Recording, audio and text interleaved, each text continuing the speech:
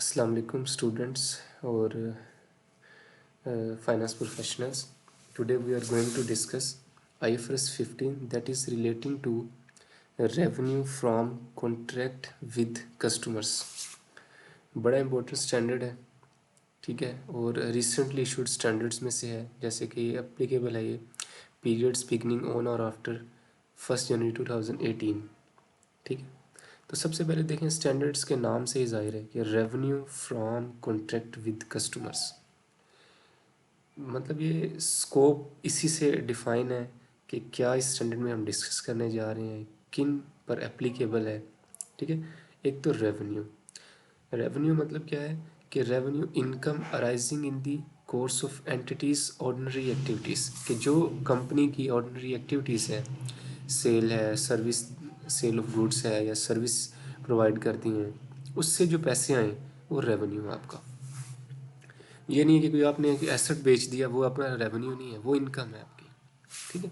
Income क्या है कि increase in economic benefits in the form of inflow or enhancement of assets, a decrease of liability that result in an increase in equity other than those from equity participants।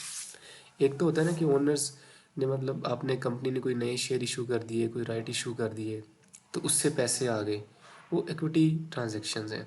उसके अलावा जहाँ से भी पैसे आएंगे ना वो इनकम है।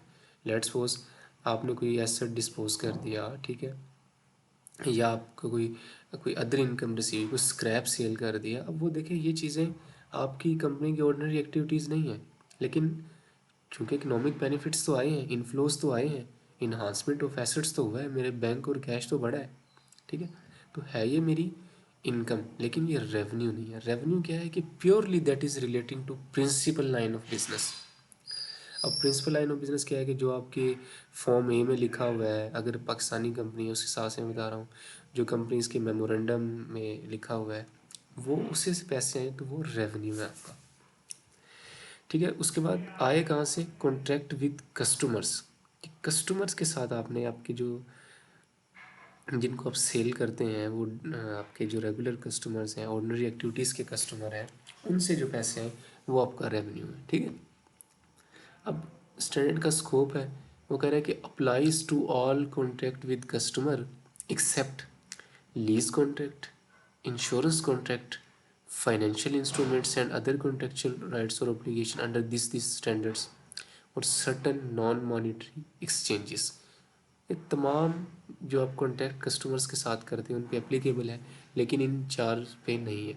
जैसे कि अगर बैंक्स वगैरह हैं वो लीज़ कॉन्ट्रैक्ट में एंटर होते हैं, तो वो जो है ना लीज़ की ट्रांजैक्शन है वो अंडर IFRS 16 होगा। ये कोई वैसी भी कंपनी है, वो अगर अपनी प्रॉपर्टीज़ को कोई सबलेट कर देती है, कोई लेट आउट कर देती है, तो इस केस में उसकी वो अंडर लीज कॉन्ट्रैक्ट ही जो है हम उसको कंसीडर करेंगे, वो कोई रेवेन्यू आपका नहीं है, ठीक है। इंश्योरेंस कॉन्ट्रैक्ट जो है इनमें भी ऐसे ही कि इन पे इनके रेलिवेंट जो स्टैंडर्ड्स हैं वो एप्लीकेबल है, ना कि IFRS 15। उसके बाद है जी कॉन्ट्रैक्ट क्या होता है कि एक contract between two or more parties that create a enforceable right and obligation. कुछ लेने या देने का मतलब कोई आपका कॉन्ट्रैक्ट हो, इन्फोर्सिबल हो, वो आपका कॉन्ट्रैक्ट है। कस्टमर क्या होता है कि a party that has contracted with the an entity to obtain goods or service that are output of the entity's ordinary activity. क्या उन्होंने आपके साथ कॉन्ट्रैक्ट किया है कि आपकी जो ऑर्डिनरी एक्टिविटी की आउटपुट है ना वो ख़रीदेंगे आपसे, तो वो आपके कस्टमर है, ठीक है। अब अगर आपने कॉन्ट्रैक्ट किया एक पार्टी के साथ, वो कॉन्ट्रैक्ट तो है, ठीक है, लेकिन आपने कहा कि मैंने ना इसको अपना एक एसेट बेचना है जो आप ऑर्डिनरी एक्टिविटी में नहीं बेचते, तो वो ठीक है, लेकिन वो आपका कस्टमर नहीं है, ठीक है। वो अब जो है ना अदर इनकम में डिस्पोजल वगैरह की आप उसकी एंट्री करेंगे अंडर IFRS जो I16 है। अब इस कॉन्टेक्ट में और इस स्टैंडर्ड में वो डिस्कस नहीं होगा। तो ये मैं आपको इसीलिए बता रहा हूँ क्योंकि ये प्रैक्टिकल चीज़ें हैं। जब हम या आई कैप क्वेश्चन करता है या कोई भी जो एग्जामिनर बॉडी है, तो वो आपको इसी तरह बताते हैं कि ये हुआ। अब इसमें आपने देखना होता है क्या ये मेरे स्टैंडर्ड या IFRS 15 के एम्बिट में है भी या नहीं। उसके बाद जो डिस्टिंक्ट की डेफिनेशन है ये नीचे देखनी है हमने, क्या होती है डिस्टिंक्ट। उसके बाद stand alone selling price. Stand alone selling price किसी भी एसेट, किसी भी आइटम या गुड्स या सर्विसेज की जो आप सेपरेटली अगर सेल करें कस्टमर को तो क्या चार्ज करते हैं। एक तो होता है ना कि बंडल बना के आप कह दें कि यार ये बर्गर है, शवारमा, आप दो चीज़ें लेंगे तो इसकी ये प्राइस है, और अगर अलग अलग लेंगे तो वो है ये है। तो ये स्टैंड लोन सेलिंग प्राइस है कि अगर आप सेपरेटली सेल करें तो क्या होगी। उसके बाद स्टैंडर्ड में कुछ चीज़ें हैं कि परफॉर्मेंस ओब्लिगेशन का नाम है कि वो क्या होती है। परफॉर्मेंस ओब्लिगेशन है कि परफॉर्मेंस ओब्लिगेशन मतलब जिम्मेदारी है, मैंने एग्जीक्यूट करना है, या तो मैंने गुड्स और सर्विसेज देनी है। एक होता है कि आपने एक दफ़ा कांटेक्ट किया, आपने कहा कि मैंने आपको सेल करना है, आपने सेल कर दिया फ़ौरन, ठीक है, परफॉर्मेंस ऑब्लिगेशन सेटिस्फाई होगी। एक होता है कि आपने over the period of time एक सीरीज़ ऑफ सर्विस देनी होती है, जैसे कि आपकी कंपनी लेट्स सपोज कोई जो है ना क्लीनिंग सर्विसेज या कोई एजुकेशन सर्विसेज दे रही है, इस केस में आपने over the period of time revenue recognise करना होता है, और एक सीरीज़ ऑफ सर्विस होती है, ठीक है, पैटर्न ऑफ ट्रांसफ़र होता है गुड्स की या सर्विसेज का। तो जैसे ही आप उसको कंप्लीट कर लेते हैं, सेटिस्फेक्शन कर लेते हैं, तो वो आपकी परफॉर्मेंस ऑब्लिगेशन भी सेटिस्फाई हो जाती है।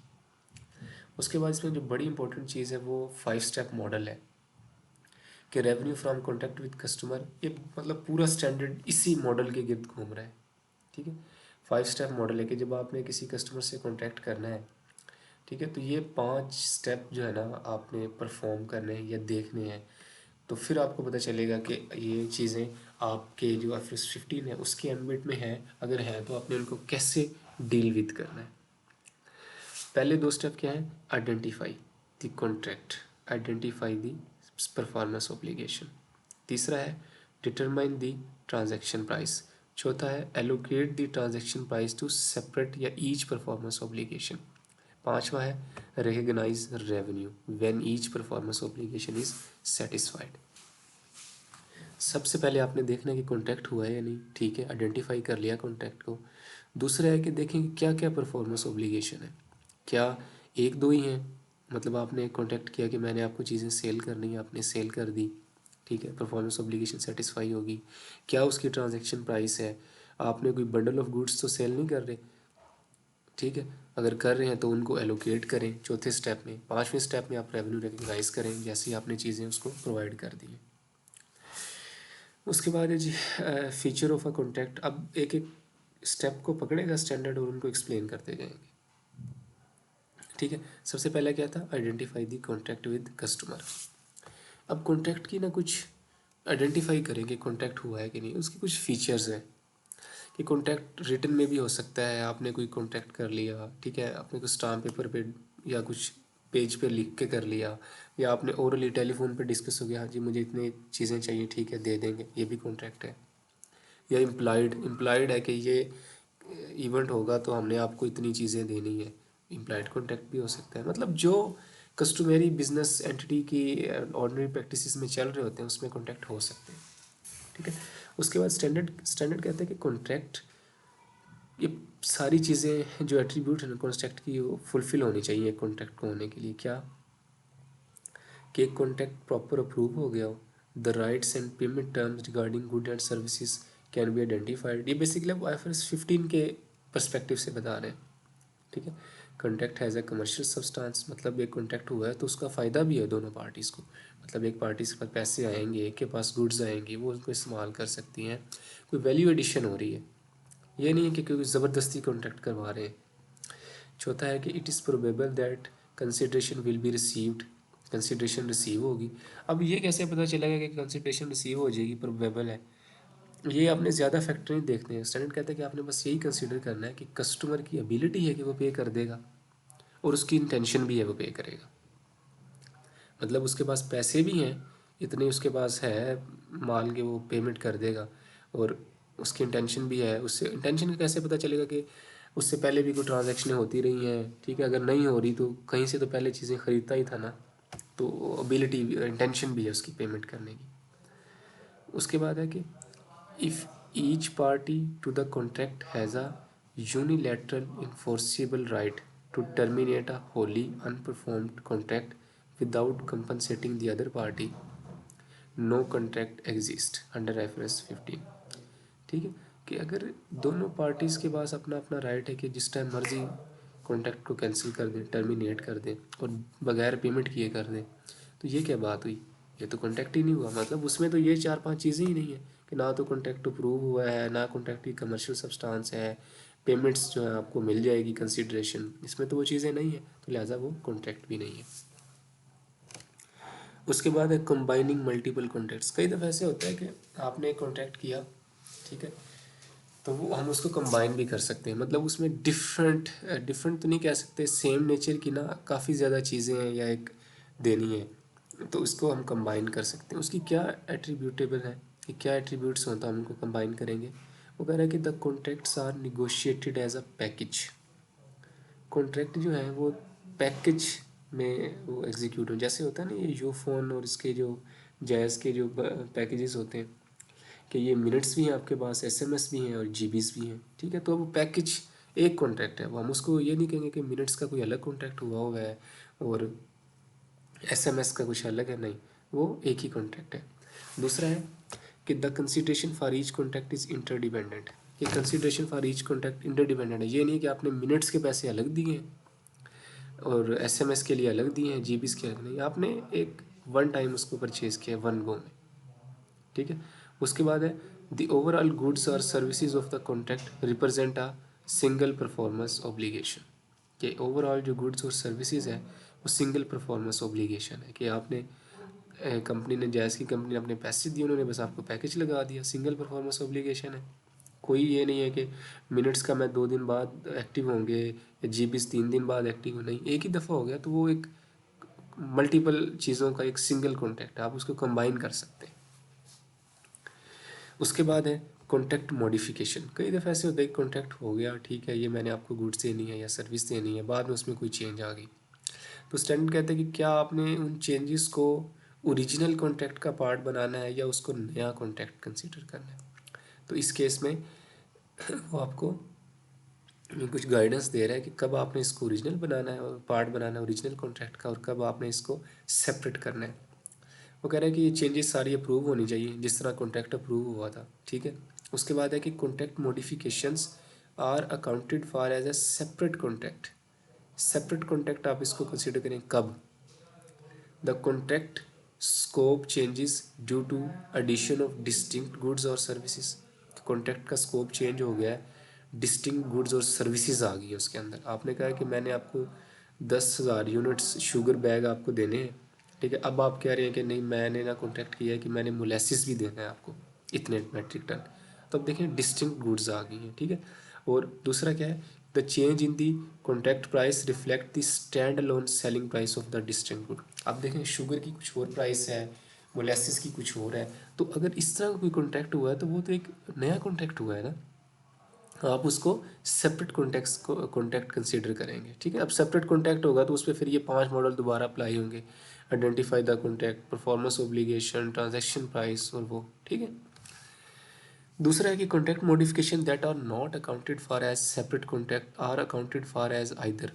कि कुछ मॉडिफिकेशन होती हैं कि वो हम उनको ना सेपरेट नहीं अकाउंट फॉर करते, तो हम उनको क्या अकाउंट फॉर करते हैं कि replacement of original contract with a new contract.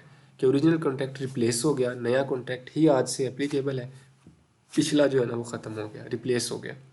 वो तब होगा कि if the remaining goods or services under the original contract are distinct from those already transferred to the customer, ठीक है।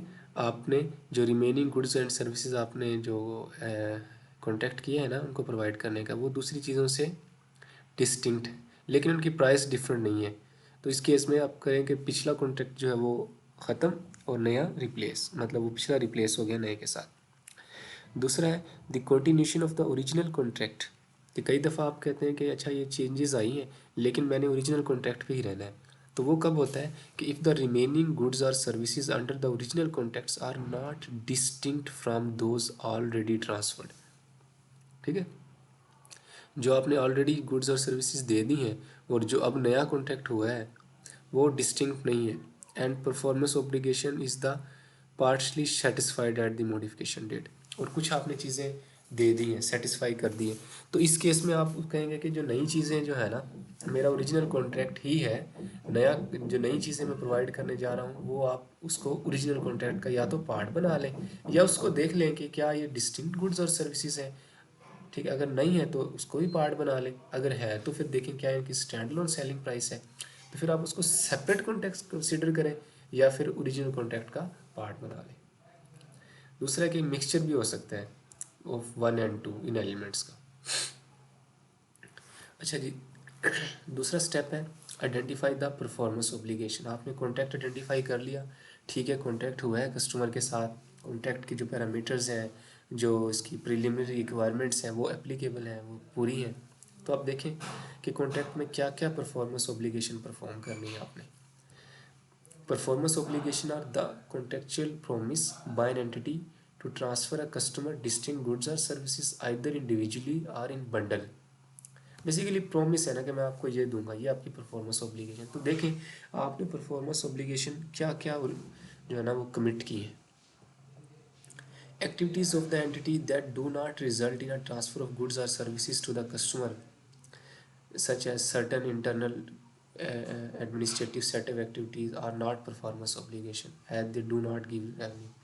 अक्सर ऐसा होता है ना कि आपने कॉन्टैक्ट किया है, ठीक है, आपने उससे रिलेटेड जो है ना अपने टीम मेंबर्स को बता दिया कि 2-3 मेंबर जो है ना इस कॉन्ट्रैक्ट पे काम करेंगे, आपने उनके लिए जो है ना अलग से कोई एडमिनिस्ट्रेशन एक्टिविटीज़ की तो उस पर कुछ खर्चा आया ये वो, तो आप वो आपकी ना परफॉर्मेंस ऑब्लिगेशन नहीं है। वो तो आपने कॉन्ट्रैक्ट को विन करने के लिए या उसको मतलब एक प्रॉपर पेज पे लेके आने के लिए की है ना, तो वो आपकी नहीं है परफॉर्मेंस ऑब्लिगेशन। परफॉर्मेंस ऑब्लिगेशन आपकी क्या है, बेसिकली आपकी जो गुड्स आप ट्रांसफ़र करेंगे या सर्विस रेंडर करेंगे उससे रिलेटेड ही है। उसके बाद है कि डिस्टिंक्ट की डेफिनेशन है कि कब सेपरेट परफॉर्मेंस ऑब्लिगेशन या जो है ना आप उनको कहेंगे कि डिस्टिंक्ट है, ये डिस्टिंक्ट अगर होंगी तो आपने उनको दो परफॉर्मेंस ऑब्लिगेशन ट्रीट करना है, और अगर नहीं है डिस्टिंक्ट तो वो एक ही परफॉर्मेंस ऑब्लिगेशन है। तो दो क्राइटेरिया है इसका, क्या कि the customer can benefit from the goods or services. Benefit from the goods or service can be through either use, consumption, sale, वो उसको यूज़ करे, कंजम्पशन कर ले, सेल करे, एज ए स्क्रैप ना हो उसके लिए, या उसको रख के बैठ जाए, कह दे कि मैंने इसको ना इकोनॉमिक बेनिफिट्स लेने हैं इससे। बेनिफिट्स फ्रॉम द गुड्स और services can either be on its own, आप उसको यूज़ करके भी कर सकते हैं, या मार्केट्स में जो है ना रेडली अवेलेबल रिसोर्सेज हैं उनके थ्रू भी आप इसको यूज़ कर सकते हैं। उसके बाद है the promise to transfer a goods और services is separable from other promise in the contract. This assessment require judgment and consideration for all relevant fact and circumstances. A good or service may not be separable from other promised goods or services in the contract if there are significant integration between the integration services, it modify slash customize the promised goods or services, it is highly dependent or integrated with the promised goods or services। वो कह रहे हैं कि कब आपने देखना है कि एक कॉन्टैक्ट डिफरेंट है। कई दफ़ा ऐसे होते हैं जैसे कि लेट्स सपोज मैंने कहा कि ठीक है ये मैं सॉफ्टवेयर आपको सेल करता हूँ, ठीक है, या हार्डवेयर ये सेल करता हूँ, लेकिन इसका जो सॉफ्टवेयर है ना ये भी हार्डवेयर इसी तरह से टेलर मेड है कि सॉफ्टवेयर जो हमारी कंपनी देगी ना वही यूज़ हो सकता है, कस्टमर इसको अपने से यूज़ नहीं कर सकता। ठीक है, तो इस केस में क्या होगा कि आपने जो उनको सॉफ्टवेयर भी देना है ना, वो भी हार्डवेयर जो दिया है ना, वो हार्डवेयर और सॉफ्टवेयर एक ही कॉन्ट्रैक्ट है, आप उसको सेपरेट नहीं कर सकते। क्यों? क्योंकि उनके दरमियान इंटीग्रेशन है सर्विसेज के दरमियान। ठीक है, और वो कस्टमर उस तरह प्रोवाइड करने से ना वो चीज़ें मॉडिफाई और कस्टमाइज हो रही हैं। ठीक है, इट इज़ हाईली डिपेंडेंट। आपने जो जैसे एप्पल आईफोन वगैरह होते हैं इनके जो अपने सॉफ्टवेयर हैं वही यूज़ होते हैं, आप इसको दूसरा कुछ सॉफ्टवेयर वगैरह जो पैच नहीं कर सकते। ठीक है, आपने मोबाइल फ़ोन बना दिया, आपके पास है, लेकिन आप कह रहे हैं कि सॉफ्टवेयर मैंने इसमें एंड्रॉयड का यूज़ करना है, तो वो तो नहीं हो सकेगा यूज़। ठीक है, तो अब जो सॉफ्टवेयर है इनका एप्पल का और आईफोन का और ख़ुद जो हार्डवेयर डिवाइस है वो बेसिकली एक ही सेपरेट एक ही ऑब्लिगेशन है, कोई दो ऑब्लिगेशंस नहीं है, मतलब उनमें डिस्टिंक्ट का क्राइटेरिया ही मीट नहीं हो रहा।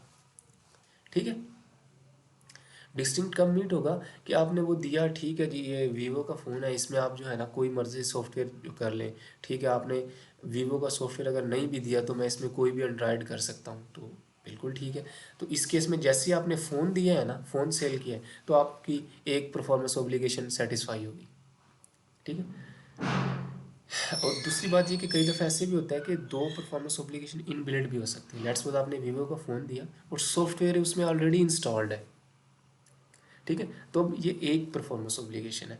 दूसरा क्या हो सकता है कि आपने सिर्फ मोबाइल सेल किया है, सॉफ्टवेयर उसमें इंस्टॉल नहीं है। हालांकि ऐसा होता नहीं प्रैक्टिकली। ऐसे होता है कि आपने मोबाइल एक दफ़ा वीवो के साथ कर दिया सेल, लेकिन आप जो है ना सॉफ्टवेयर और दूसरी जो है ना वो वर्जन भी बना रहे हैं। तो इस केस में क्या होगा कि आपकी जो मोबाइल की सेल है वो एक परफॉर्मेंस ऑब्लिगेशन है, और जो सॉफ्टवेयर्स की सेल है वो एक दूसरी ऑब्लिगेशन है, क्योंकि आप वो रेगुलरली दूसरी चीज़ें भी सेल कर रहे हैं। अच्छा जी, आइडेंटिफाई द कॉन्ट्रैक्ट हो गया, परफॉर्मेंस ऑब्लिगेशन होगी। कैसे आपने आइडेंटिफाई करना है कि ये एक परफॉर्मेंस ऑब्लिगेशन है या दो हैं।